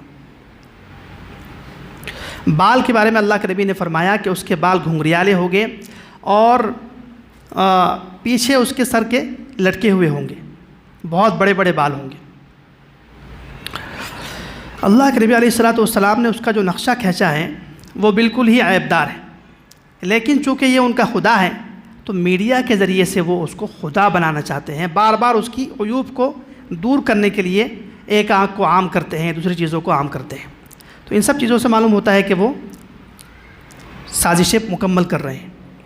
تو دجال کا حلیہ اس لیے بیان کیا تاکہ یہ بھی معلوم ہو جائے کہ دجال انسان ہے، اور جو ہماری غلط فہمیاں ہیں وہ بھی دور ہو جائے۔ دجال کی 2 آنکھ ہیں، 1 آنکھ نہیں ہے، 1 آنکھ اس کی خراب ہوگی۔ دوسری سازش ہے، 2-3 سازشیں ذکر کرتے ہیں، مختصر ہے، کہ دجال کے آنے سے پہلے یہودیوں نے دنیا پر کنٹرول کرنے کا ارادہ کیا، تو وہ تو 1924 سے وہ کنٹرول کر ہی رہے ہیں، لیکن انہوں نے مختلف چیزوں پر الگ الگ اسپیشل، یعنی کہہ سکتے توجہ کر کے، فوکس کر کے، اس کو مرکز بنا کر، ہدف اور ٹارگیٹ بنا کر اس کو اپنے قبضے میں لیا ہے۔ مثلا انہوں نے دولت پر قبضہ کیا۔ اس وقت مسلمانوں پر کے ملکوں میں بہت زیادہ دولت ہے، تیل ہے اور گیس ہے کوئلے ہیں، مختلف دھات ہے، معدنیات ہے، ان ساری چیزوں پر یہودیوں نے قبضہ کر لیا ہے، اس لیے کہ جو اسلامی ممالک کے جو حکمران ہیں وہ دراصل یہودیوں کے ہی اعلی کار ہیں، تو وہ ان کے قبضے میں ہے۔ تو یہودی ریاست کو قائم کرنے کے لیے انہوں نے پہلے سے ہی نظام بنانا شروع کر دیا ہے۔ اس سے یہ معلوم ہوگا کہ ہمیں کتنی توجہ کرنی چاہیے تھی۔ ہم تو نماز روزے میں مصروف ہیں، لیکن دشمن کی طرف ہماری توجہ نہیں ہے۔ نماز روزہ تو فرض ہے، وہ تو کرنا ہی ہے، لیکن ساتھ ساتھ رسول اللہ اور صحابہ دشمن پر بھی نظر رکھتے تھے، ان کی چالوں پر نظر رکھتے تھے، یہودی کیا کر رہے ہیں، روم کے فارس کے عیسائی کیا کر رہے ہیں، اور ایران کے مجوسی کیا کر رہے ہیں، صحابہ کی یہ بھی نظر تھی۔ دولت پر قبضہ کر دیا۔ نمبر 3، پانی پر قبضہ کر لیا انہوں نے۔ اللہ تعالیٰ نے فرمایا کہ وَجَعَلْنَا مِنَ الْمَاءِ كُلَّ شَيْءٍ حَيٍّ، پانی ہمارے زندگی کا راز ہے، پانی سے ہماری زندگی چلتی ہے۔ فطری پانی جسے اللہ تعالیٰ پیدا کرتا ہے، اس میں انسان کے لیے غذا ہوتی ہے، دوا ہوتی ہے، شفا ہوتی ہے، زندگی ہوتی ہے۔ اور جو پانی زمین سے نکلتا ہے، ندی نالوں سے نکلتا ہے، چشموں سے نکلتا ہے، وہ مختلف جڑی بوٹیوں سے لگتا ہوا جب ہمارے پاس آتا ہے تو بہت ہی فائدہ مند ہوتا ہے، بہت مفید ہوتا ہے۔ لیکن انہوں نے میڈیا کے زور پر اس قدرتی پانی کو بتا دیا کہ جراثیم والا ہے، اور فلٹر کا پانی انہوں نے ماشاءاللہ عام کر دیا۔ ہر طرف اب اسٹیٹس بن چکا ہے، دیہات میں بھی آپ جائیں گے تو فلٹر کا پانی دستیاب ہے، اور لوگ اس کو فخر بھی سمجھتے ہیں۔ قدرتی پانی میں نعوذ باللہ پیتے ہوئے ڈرتے ہیں اور جراثیم سمجھتے ہیں، اور جو انسان کا ہاتھ جس کو لگ جائے جبکہ اس میں خرابیاں ہی خرابیاں ہیں اور نقصان ہی نقصان ہے، تو انسان کے بنائے ہوئے کیمیکل سے کے پانی کو انہوں نے عام کر دیا۔ کیوں؟ اس فلٹر کے پانی سے 2 نقصان ہوتے ہیں۔ ایک تو یہ کہ آپ کے اندر جو تولیدی مادہ ہے، مادہ حرارت جس سے آپ کی نسل چلتی ہے، بچہ پیدا ہوتا ہے، وہ کمزور ہو جاتی ہے۔ اسی لیے آپ نے دیکھا ہوگا کہ جو لوگ مالدار ہوتے ہیں نا، وہ تو فلٹر لگا دیتے ہیں، ماشاءاللہ پیسہ جب اللہ نے دیا ہے تو اسی میں خرچ کرنا ہے نا۔ تو مسلمان جو مالدار ہوتے ہیں زیادہ، وہ اس کو استعمال کرتے ہیں، تو ان کی نسل میں 2 بچے، 1 بچہ بس، تو ان کے تولیدی مادے اس پانی سے ختم ہو رہے ہیں۔ دوسرا یہ کہ اس پانی میں وہ 2 طرح کے کیمیکل ڈالتے ہیں، ایک ہوتا ہے ایکس کروموسومز اور دوسرا ہوتا ہے وائی کروموسومز۔ ہر کوئی نہیں ڈالتا ہوگا، چلو اپنے ہاتھ سے آپ بنا رہے، لیکن پھر بھی وہ نقصان دہ ہے، کوئی مفید نہیں ہے۔ لیکن جو یہودی کیمیکل سے بناتے ہیں، یا کیمیکل جس انداز کا وہ بنتا ہے، اس کا اثر یہی ہے کہ ہماری زندگی اور ہماری حرارت جسمانی اس سے کمزور ہو جاتی ہے، نقصان ہوتا ہے۔ تو پانیوں پر انہوں نے اس طرح قبضہ کیا اور اپنا پانی گلی گلی پہنچا دیا۔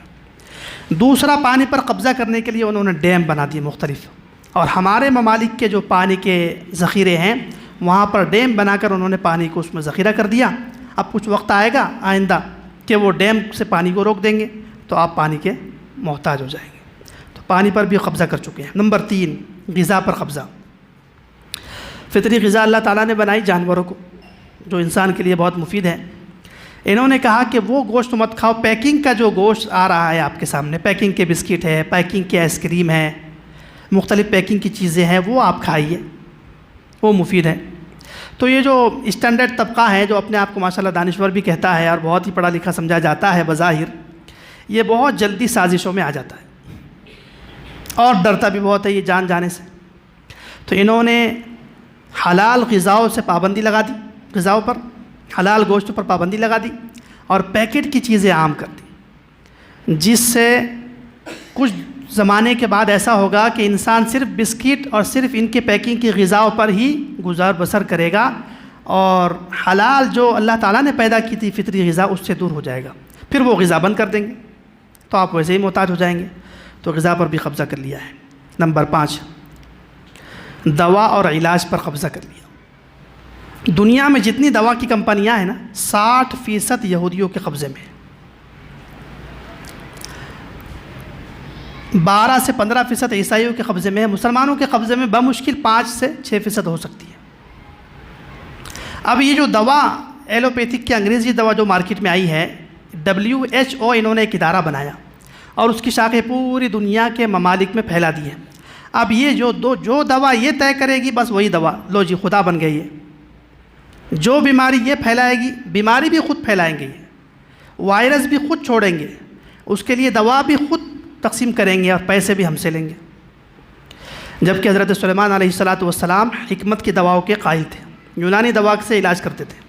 حضرت حکیم لقمان یونانی دوا کے معالج تھے، اور ہمارے آبا و اجداد آج تک بھی یونانی دواؤں سے علاج کرتے تھے، جو دیر سے علاج ہوتا تھا لیکن شفا ہوتی تھی اور بیماری ختم ہوتی تھی۔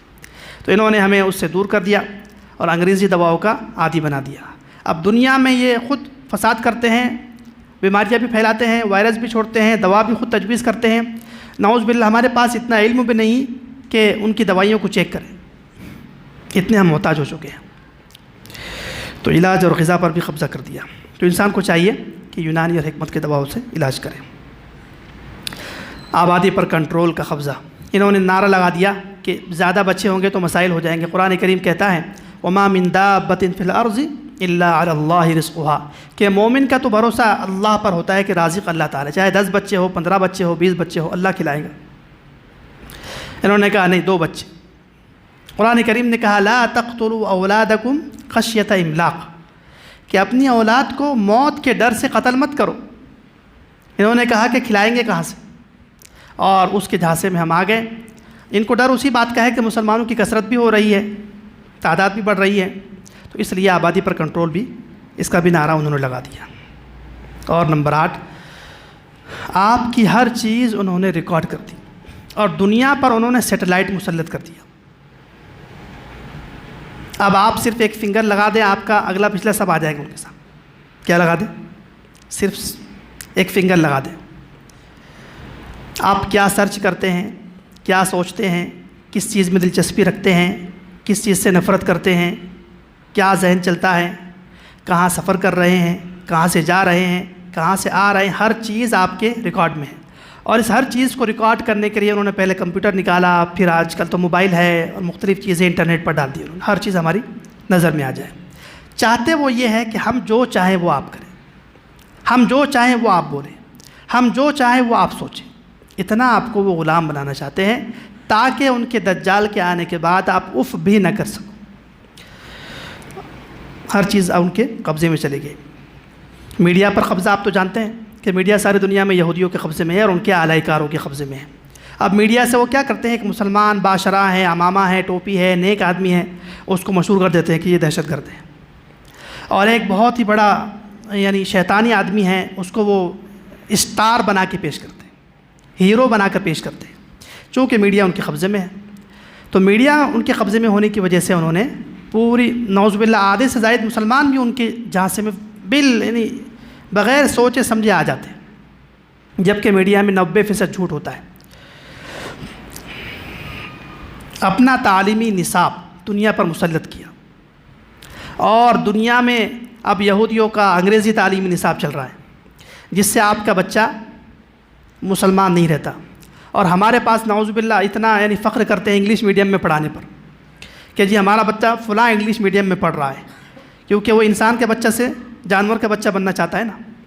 تو انگریزی تعلیم انہوں نے دنیا میں عام کر دی، اور پھر وہ انگریزی پڑھنے والے بچوں کو کیا کرتے ہیں، اوپر سے ٹافیاں پھینکتے ہیں اور کہتے ہیں عیسیٰ دے رہا ہے، ٹارزن کو خدا بتاتے ہیں، مختار کل بتاتے ہیں، الگ الگ فلمیں دکھاتے ہیں، الگ الگ نعرے لگواتے ہیں، نئے نئے قسم کی شرکیہ کفریہ کام کرواتے ہیں، اور ہم نے اپنے بچے کو نعوذ باللہ مشرک بننے کے لیے ان کی تعلیم کا حصہ بنا دیا۔ اردو میڈیم سے ہمیں نفرت ہے، جہاں سے عقیدہ بچتا ہے، جہاں سے ایمان بچتا ہے، ہمیں اس سے نفرت ہو گئی۔ ہمیں نعوذ باللہ اس میں قرآن میں اور اردو میڈیم میں ترقی نظر نہیں آتی۔ تو یہ یہودیوں کی سازش ہے کہ انہوں نے اپنا نصاب دنیا پر عام کر دیا۔ اور آخری بات کہ یہودیوں نے مسلمان بچہ نہ رہے، اس لیے انہوں نے 3 سال کے بچے کا نصاب نکال دیا۔ 3 سال کا بچہ، 4 سال کا بچہ، 5 سال کا بچہ۔ آپ دیکھیں گے شہر اورنگ آباد میں اور مختلف دنیا کے علاقوں میں کہ ماں باپ فخر کرتے ہیں کہ ہمارا 3 سال کا بچہ فلاں اسکول میں جا رہا ہے، انگریزی میڈیم میں، اور وہ آ کر کرتا ہے آئیز، نوز اور فلاں رمکا اور فضولیات، اس پر آپ کو فخر ہوتا ہے۔ شریعت مطہرہ کہہ رہی ہے کہ 7 سال میں نماز کی ترغیب دو۔ کتنے سال میں؟ اور 10 سال کی عمر میں نماز نہ پڑھنے پر تنبیہ کرو۔ اس کا مطلب یہ کہ شریعت کی نظر میں 7 سال تک بچے نے کوئی تعلیم حاصل نہیں کرنا ہے۔ شریعت چاہتی ہے کہ 7 سال تک بچہ اپنے خاندان میں رہے، ماں کا رویہ دیکھے، باپ کا سلوک دیکھے، رشتہ داروں کو دیکھے، تاکہ وہ پاکیزہ چلن، وہ آداب، وہ تمدن، وہ اخلاق، وہ معاشرت مسلمانوں کی وہ کیچ کر لے، اپنے دل میں جذب کر لے۔ اس کے بعد 7 سال میں اس کو پڑھانے کی طرف عملاً بڑھانا ہے، ترغیب دینا ہے۔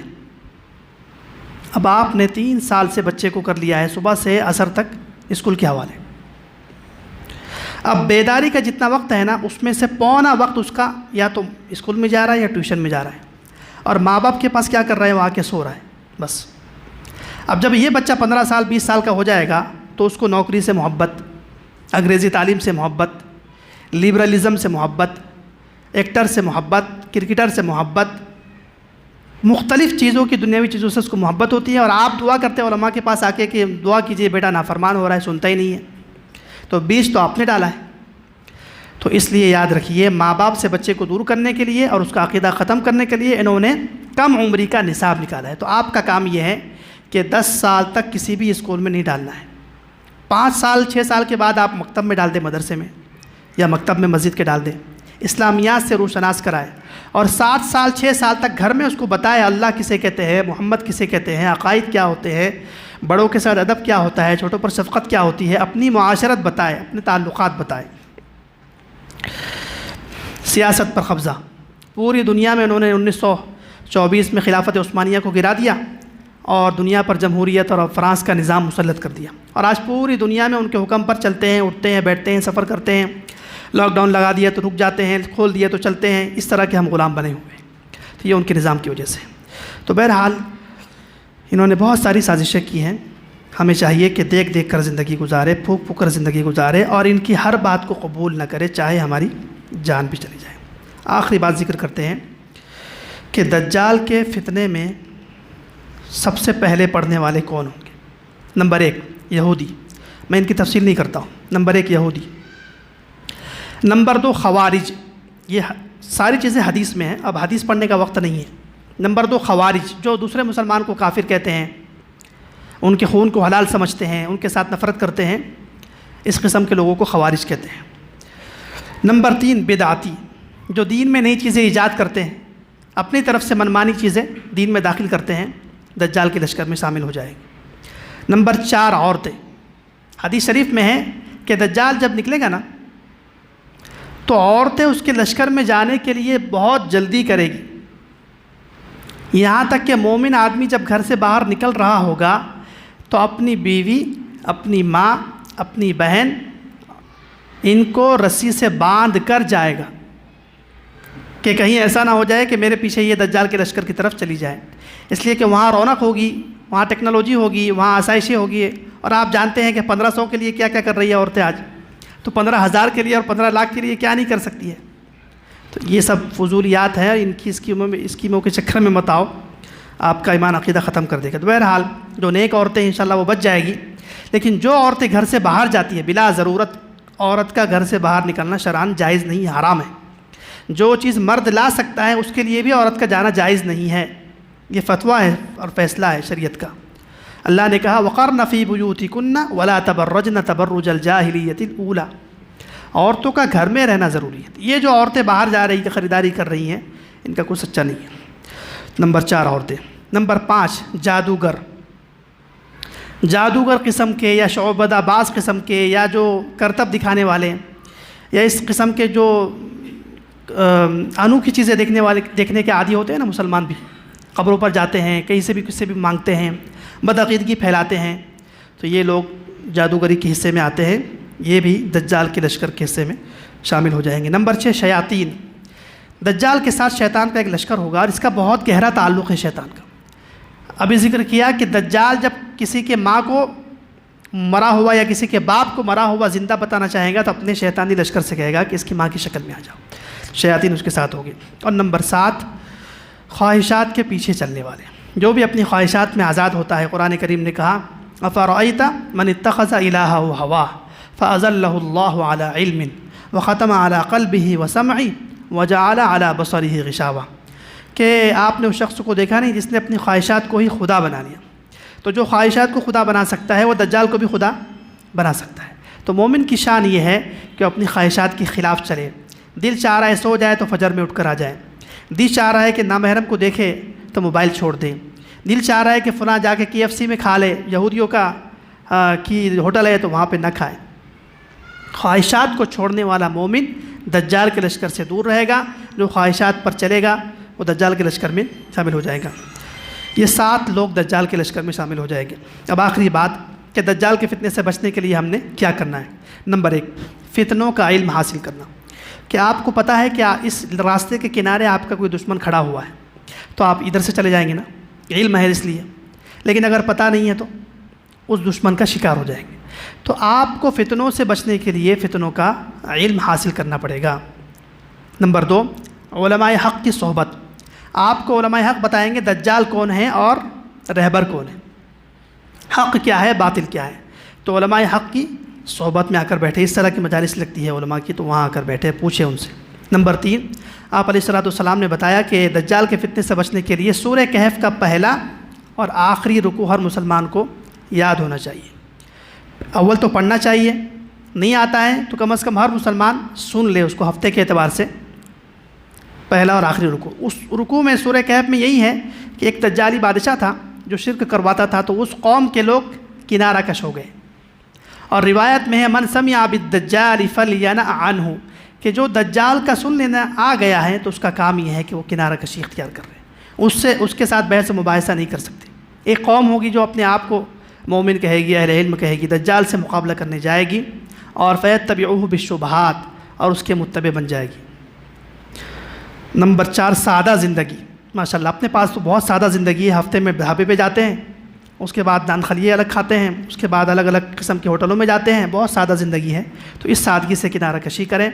انسان کو بغیر پنکھے کے رہنے کی عادت ہو، دال کھانے کی عادت ہو، بغیر AC کے رہنے کی عادت ہو، ٹین کے گھر میں رہنے کی عادت ہو، تو جو سادہ زندگی گزارے گا وہ دجال کے فتنے سے انشاءاللہ محفوظ رہے گا۔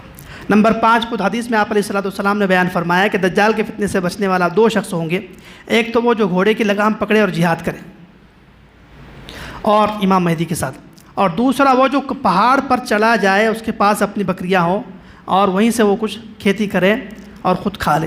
اس کا مطلب یہ ہے کہ سیٹلائٹ کی دنیا میں جو بھی رہے گا، شہروں میں خاص طور سے، وہ دجال کے فتنے کا شکار ہو سکتا ہے۔ پہاڑ میں چلا جائے، ان کی سیٹلائٹ کی دنیا سے دور چلا جائے تاکہ آپ کو کوئی پیچھا نہ کر سکے۔ نمبر 6، بچنے کے لیے لشکر مہدی، امام مہدی کے پاس بھی چلا جائے، مکہ میں چلا جائے، مدینہ میں چلا جائے، یا فلسطین میں شام میں چلا جائے تو وہ بھی انشاءاللہ بچ جائے گا۔ اللہ تعالیٰ سے دعا کرتے ہیں کہ اللہ تعالیٰ ہمیں ہر قسم کے ظاہری باطنی فتنوں سے محفوظ فرمائے۔ وآخر دعوانا الحمد للہ تعالیٰ رب العالمین۔